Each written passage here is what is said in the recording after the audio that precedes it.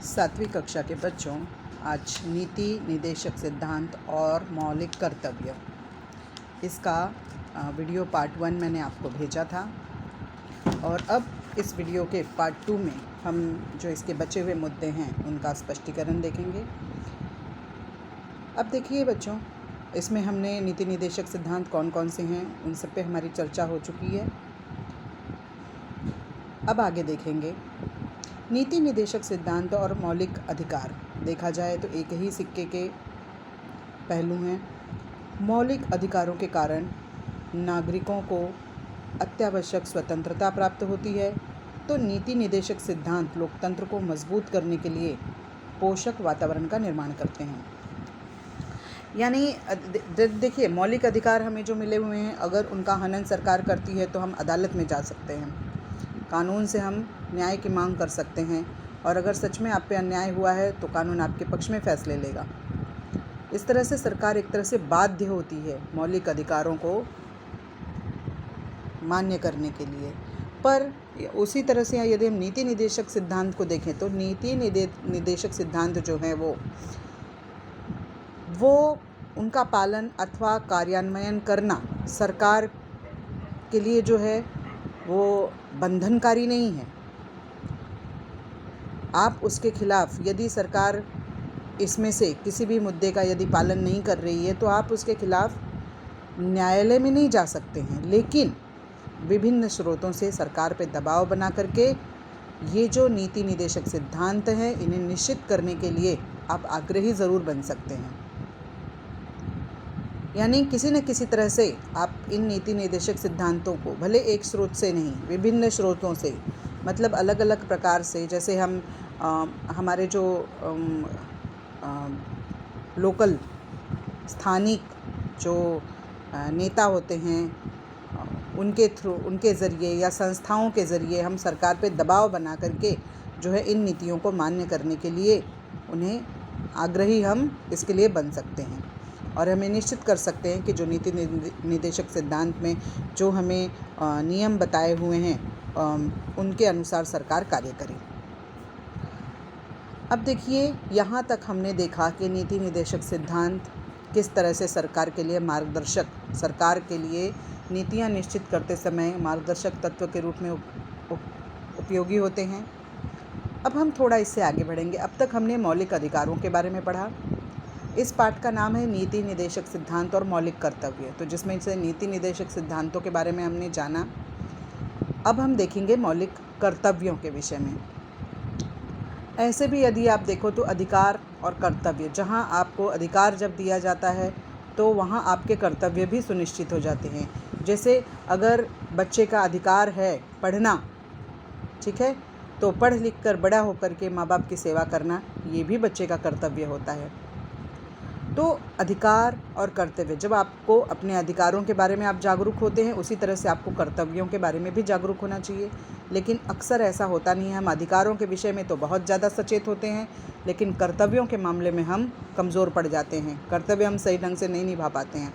अब हम देखेंगे कौन कौन से ऐसे मौलिक कर्तव्य हैं जो संविधान में उल्लिखित हैं और जिनका नागरिकों को बिल्कुल पालन करना चाहिए।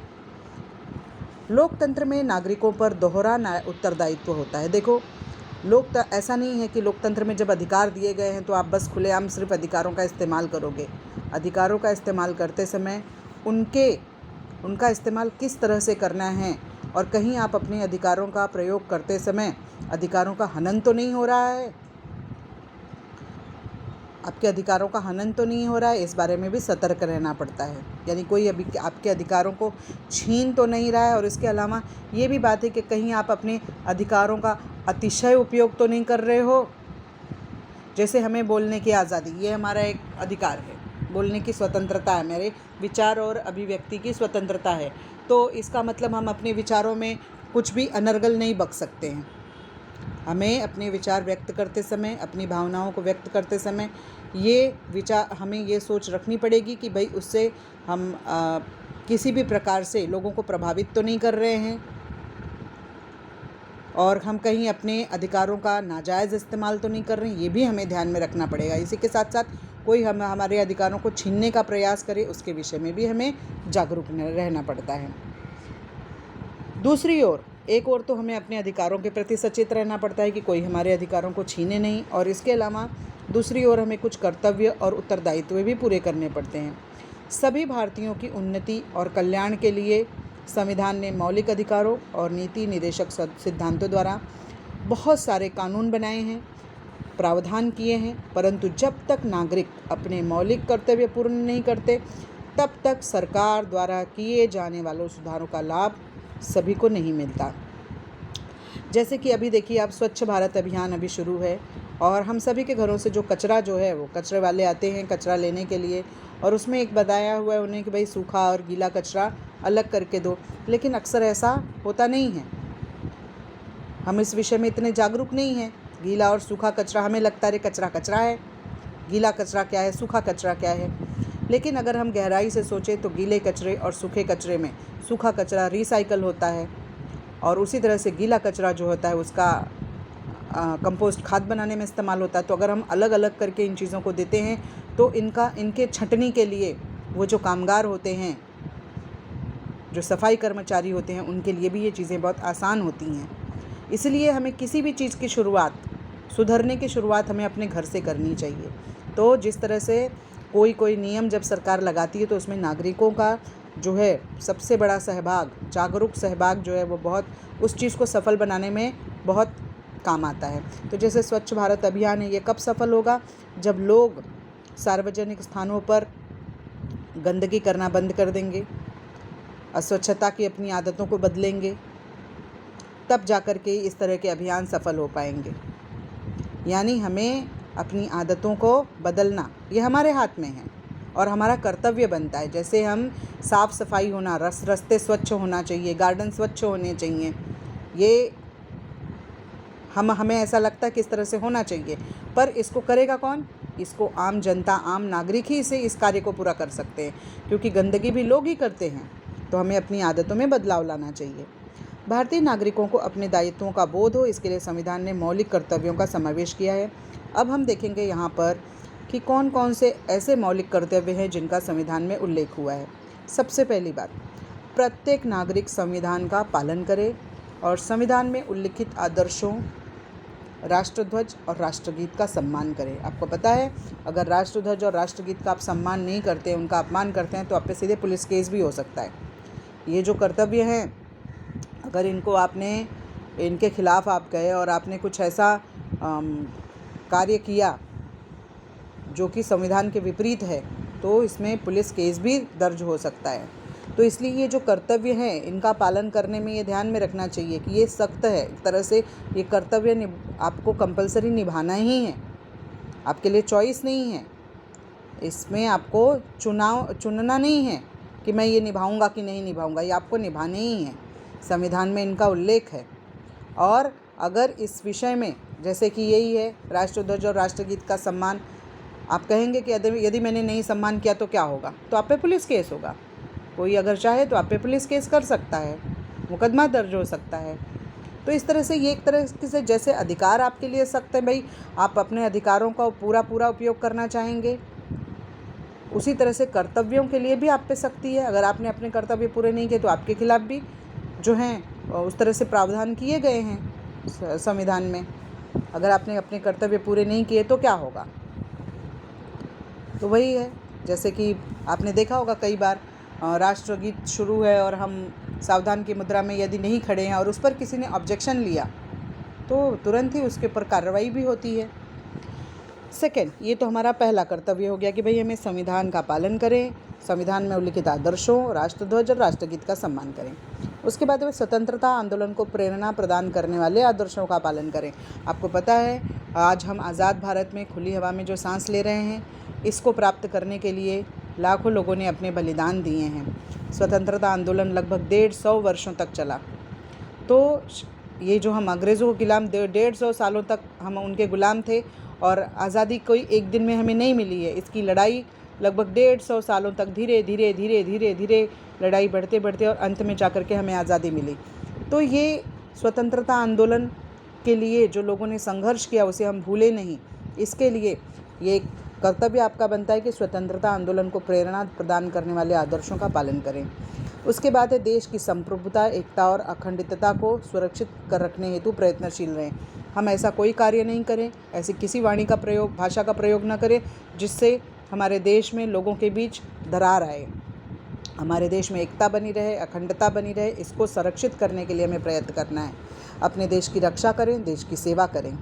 ये हमारा, क्योंकि हम भारत में रहते हुए हम ये कह सकते हैं कि हम महाराष्ट्र में के हैं, हम उत्तर प्रदेश के हैं, हम गुजरात के हैं, लेकिन भारत के बाहर विश्व में हमारी पहचान एक भारतीय के रूप में ही है।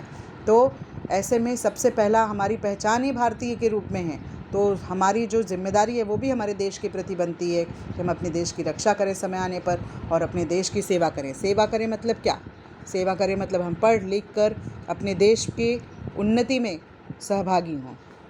सभी प्रकार के, इसके बाद में है सभी प्रकार के भेदभावों को भुलाकर एकात्मता में वृद्धि करें, बंधुता की भावना को बढ़ाएं और उन प्रथाओं का त्याग करें जिनके कारण नारी की प्रतिष्ठा कम होती है, यानी स्त्री का सम्मान करें। इसके बाद है हमारी मिलीजुली सांस्कृतिक विरासत का निर्वाह करें। मिलीजुली संस्कृति इसलिए कही गई है क्योंकि आपको मालूम है भारत विविधताओं वाला देश है। हमारे पूरे भारत में हम अगर देखें, जो हमारे 29 राज्य हैं और हमारे जो 7 केंद्र शासित प्रदेश हैं, इन सब में विविध प्रकार का खान पान, शादी ब्याह का चाल चलन, कपड़े लत्तों का पहनावा, हर चीज़ में विविधता है, बोली भाषा में विविधता है। तो इतनी विविध प्रकार की संस्कृति वाला जो देश है, तो इस मिलीजुली संस्कृति का इसको भी जो हम निर्वाह करें और एक दूसरे का सम्मान करें। प्राकृतिक पर्यावरण की रक्षा करें, समस्त सजीवों के प्रति दया भाव रखें।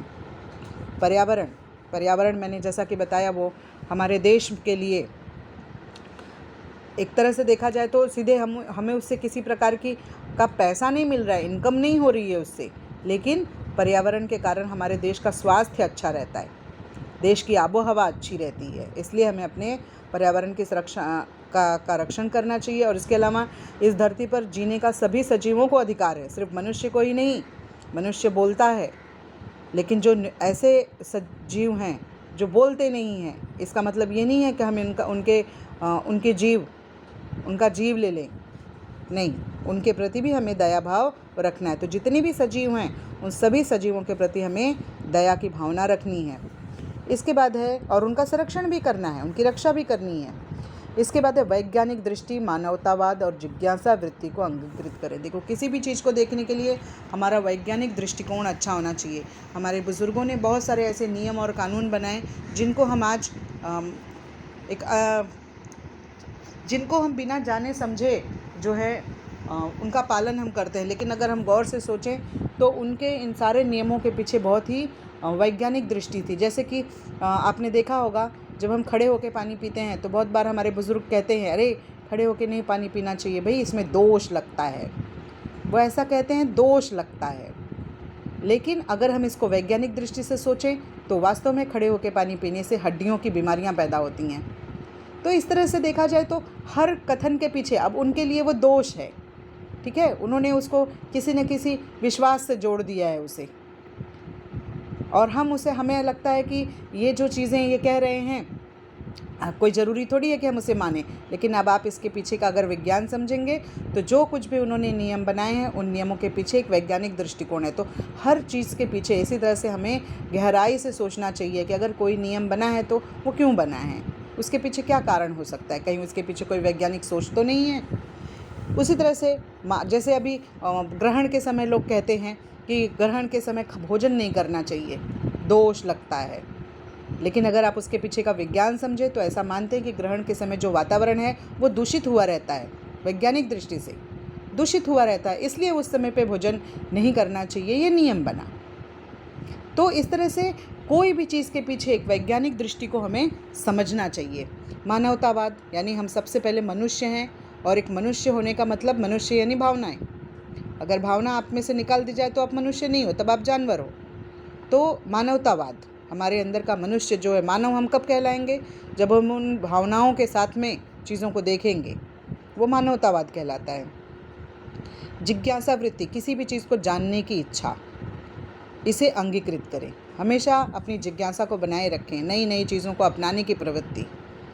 चीज़ों के बारे में ज़्यादा गहराई से सोचने की प्रवृत्ति, यह जिज्ञासा वृत्ति, इन्हें अंगीकृत करें यानी इन्हें अपनाएं। इसके बाद है सार्वजनिक संपत्ति की रक्षा करें और हिंसा का त्याग करें। सार्वजनिक संपत्ति जैसे बसें हो गई, लोकल ट्रेनें हो गई, गार्डन हो गए, ये सब क्या है? ये सार्वजनिक संपत्तियाँ हैं। सार्वजनिक संपत्ति मतलब जो संपत्ति सबकी है। एक मकान हमारी पर्सनल प्रॉपर्टी होता है, व्यक्तिगत संपत्ति होती है, लेकिन ये जो गार्डन हुए, जो बस हुई, जो रेल हुई, जो सरकार के द्वारा सुविधाएं हमें उपलब्ध कराई गई हैं, ये सार्वजनिक संपत्ति हैं। तो इनका रखरखाव, अपने घर को तो हम बचाते हैं क्योंकि हमारी वो व्यक्तिगत संपत्ति है, और सार्वजनिक संपत्तियों की रक्षा कौन करेगा? वो भी हमें करना है क्योंकि वो हम सबकी संपत्ति है। इसीलिए जब आप बगीचों में जाते हैं तो वहाँ गंदगी ना करें क्योंकि वो आपकी संपत्ति है। आप अपनी संपत्ति को खराब करोगे। देश की उत्तरोत्तर उन्नति होने के लिए व्यक्तिगत और सामूहिक कार्यों में श्रेष्ठत्व पाने का प्रयास करें। देश को आगे बढ़ाने के लिए आप हमेशा व्यक्तिगत तौर पे भी प्रयास करें और सामूहिक तौर पे भी प्रयास करें।